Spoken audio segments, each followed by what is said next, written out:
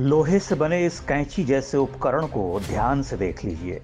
ये उपकरण भारत को ईसाई मजहब की देन है। नाम है ब्रेस्ट रीपर, यानी तन को काटने वाली कैंची।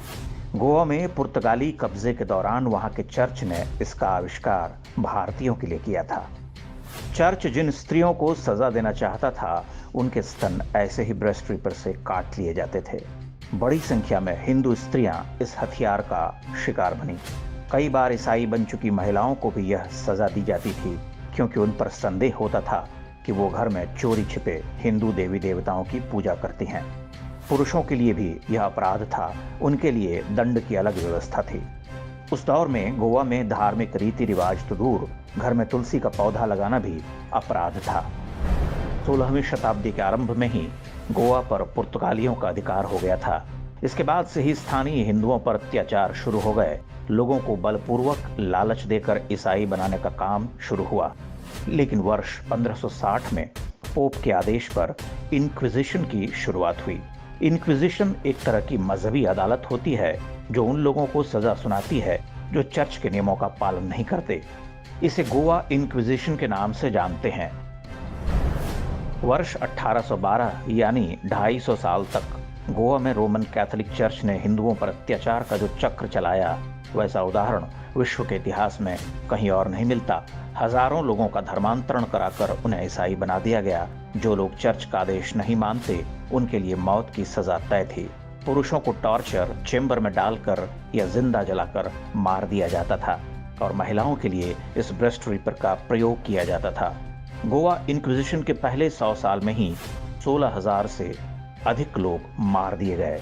बाद के सारे रिकॉर्ड्स वहां के चर्च ने जला दिए। कैथोलिक मिशनरी फ्रांसिस जेवियर की सिफारिश पर गोवा में इंक्विजिशन की घोषणा हुई थी।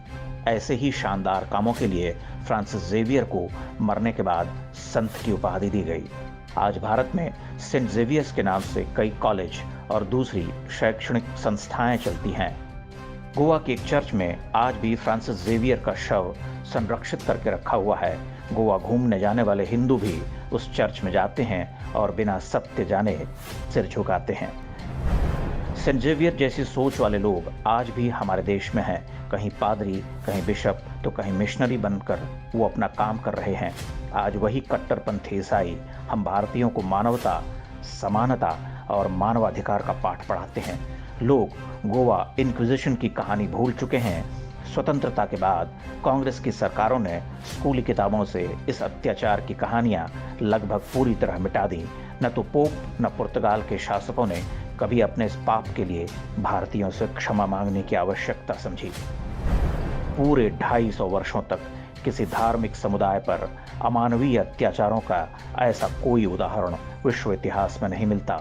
यह कोई दैवीय चमत्कार ही है कि गोवा में आज भी हिंदू धर्म बचा हुआ है।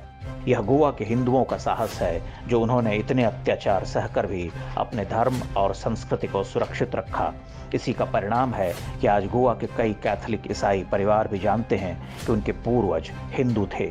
वो आज भी हिंदू संस्कृति से अलग नहीं हुए हैं। गोवा इंक्विजिशन का इतिहास नई पीढ़ी को बताना आवश्यक है, ताकि फिर कोई पोप या उसका एजेंट ऐसा अपराध न करने पाए। इतिहास को जानेंगे तभी भविष्य सुरक्षित होगा।